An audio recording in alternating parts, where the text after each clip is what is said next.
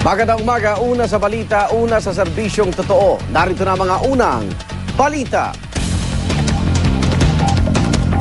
Dalawang patay matapos magsalpukan ng isang elf truck at bus sa Tantangan, South Cotabato. 18 iba pang sugatan sa aksidente. Darito ang report.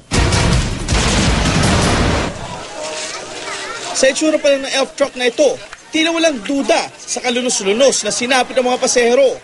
Nagpang-abot daw ang truck at kasalubong na bus sa barangay Maybu, Tantangan, South Cotabato sa kasagsagan ng malakas na ulan.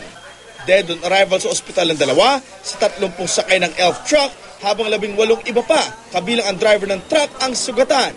Kagagaling lang ng mga biktima mula sa Bangsang Moro Leaders Assembly at pauwi na sana sa Malapatan, Sarangani Province nang maganap ang banggaan. Ayon sa mga kasama ng biktima, kinangkaraw ng naturang elf truck na mag-overtake sa sinusundang sasakyan. Itong elf na ito, galing kami ng Cotabato, convoy kami.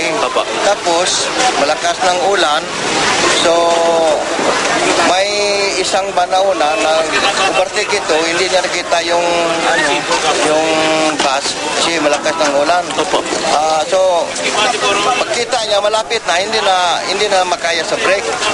Pag-brake niya, doon na bumangga sa ulo ng bus. Nasa kamay na ng mga otoridad ang driver ng bus na kusang sumuko sa pulisya. Patuloy namang inimbestigahan ng Tantangan Municipal Police Station ang insidente.